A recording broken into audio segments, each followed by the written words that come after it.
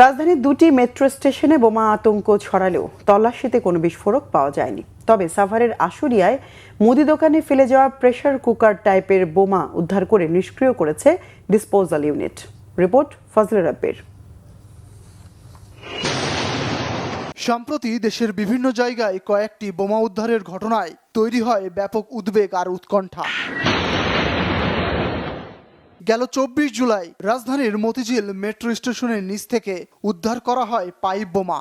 এই ঘটনার সপ্তাহখানেক যেতে না যেতেই ফের ফার্মগেট ও মিরপুর 10 নম্বর মেট্রো স্টেশনে বোমার মতো বস্তু পাওয়া গেছে এমন খবর ছড়িয়ে পড়লে জনমনে তৈরি হয় ফের আতঙ্ক। বিকালে এ নিয়ে সংবাদ সম্মেলন করে ডিএমপি। এতে জানানো হয়, মেট্রো রেল স্টেশনে পাওয়া দুটি ব্যাগ থেকে কোনো বিস্ফোরক দ্রব্য নয়, মিলেছে সুপারি ও জর্দার কৌটা। এখানে আসলে রহস্যের কিছুই নেই। আমরা তো বলেছি যে মতিঝিল 10 মেট্রো রেলে যেটা পাওয়া গেছে সেটা তো বোমা না এবং সেখানে ক্ষতিকর কোনো বস্তু নেই, সুতরাং এখানে আতঙ্কিত হওয়ার কিছু নেই। এই বিষয়ে সুনির্দিষ্টভাবে কোনো বক্তব্য দেওয়ার সুযোগ নেই। আমরা তদন্ত করছি, তদন্ত শেষ না হওয়া পর্যন্ত এই বিষয়ে আপনি কোনো মন্তব্য করতে পারবেন না। সাভারের আশুলিয়ায় মুদি দোকানে ফেলে যাওয়া বোমাটি নিষ্ক্রিয় করা হয়েছে বলেও জানান counter terrorism and transnational crime unit.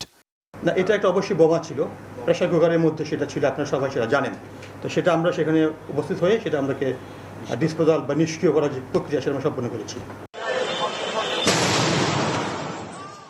এর আগে বোমা তৈরির সময় গেল বছরের 26 ডিসেম্বর ঢাকার কেরানীগঞ্জের হাসনাবাদ হাউজিং এলাকায় উমুলকুরা ইন্টারন্যাশনাল মাদ্রাসায় ভয়াবহ বিস্ফোরণ হয়। এতে বিধ্বস্ত হয় ভবনটি। ওই ঘটনায় গ্রেপ্তার করা হয় মাদ্রাসা পরিচালক শেখ আলামিনকে।